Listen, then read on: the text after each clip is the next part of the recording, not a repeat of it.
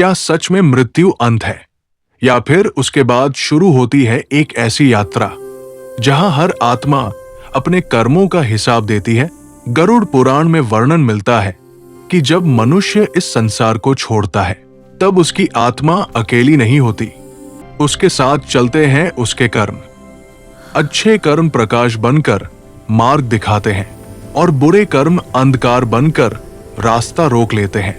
कहा जाता है एक नगर में धर्मदास नाम का व्यक्ति रहता था। वो साधारण था पर सत्य बोलता था, भूखों को भोजन देता था, माता पिता की सेवा करता था और हर दिन भगवान का नाम लेता था।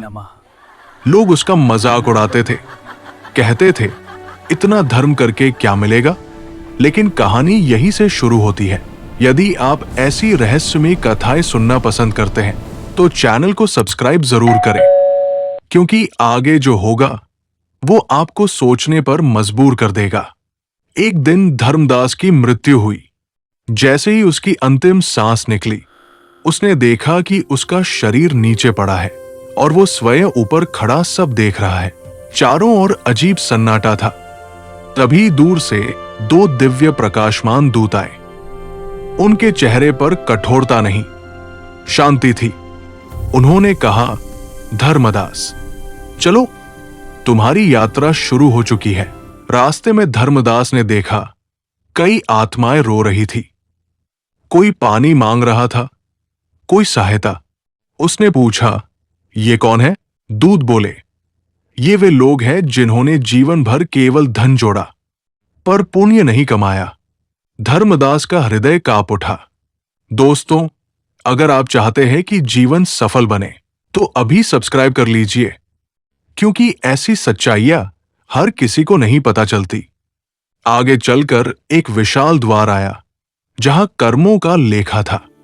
धर्मदास डर गया, पर जैसे ही लेखा खोला गया वहां लिखा था, भूखे को भोजन दिया, असहाय की मदद की, माता पिता की सेवा की, किसी का हक नहीं छीना, ईश्वर का स्मरण किया।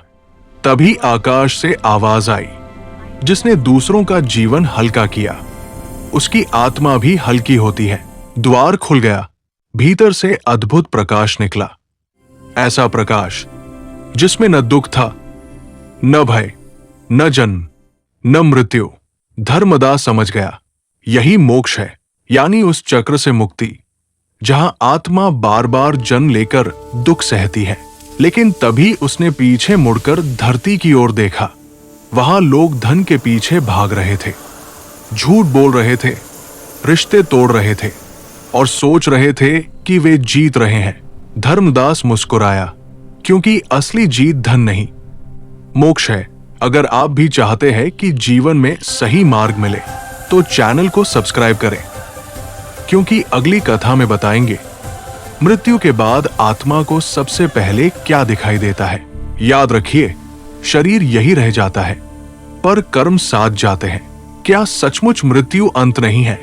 क्या शरीर के इस नश्वर हो जाने के बाद भी कुछ बचता है, कुछ ऐसा जो हमारे आवरण के हटने के बाद भी सजीव रहकर देखता है, सुनता है, स्पर्श करता है और फिर यमराज के दरबार में अपने कर्मों का हिसाब किताब देने के लिए आगे बढ़ जाता है?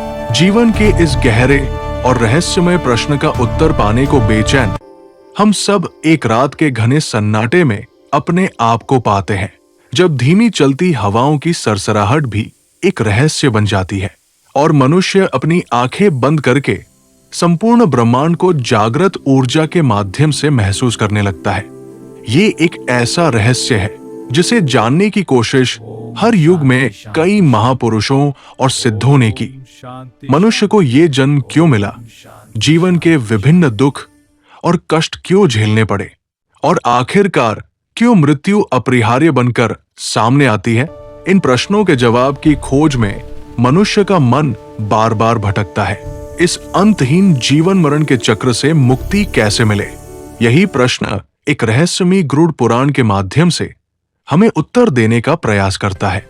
ये केवल मृत्यु के लौक से संबंधित ग्रंथ नहीं है, बल्कि ये जीवन का दर्पण है जो हमें दिखाता है कि आत्मा किन रास्तों पर चलती है ऐसे कौन से कर्म होते हैं जो उसे बांधते हैं, और ऐसे कौन से उपाय हैं जो अंततः उसे मोक्षा की राह पर ले जाते हैं। आज हम इस रहस्यमयी यात्रा में प्रवेश करेंगे, जहां हर कदम पर एक प्रश्न आपकी राह में खड़ा होगा और हर उत्तर के पीछे छिपी होगी एक चेतावनी।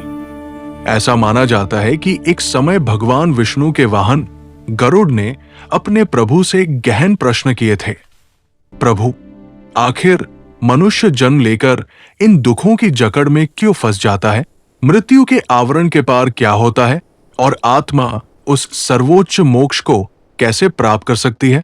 ये केवल गरुड़ के नहीं, बल्कि हर मनुष्य का प्रश्न है, जो कभी न कभी एकांत में बैठकर सोचता है, मैं कौन हूं, यहां क्यों हूं, और मेरी अंतिम गंतव्य क्या है?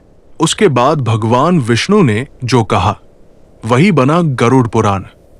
उन्होंने विस्तार से बताया कि मनुष्य का शरीर तो नश्वर मिट्टी से निर्मित है, लेकिन आत्मा बिल्कुल भिन्न है।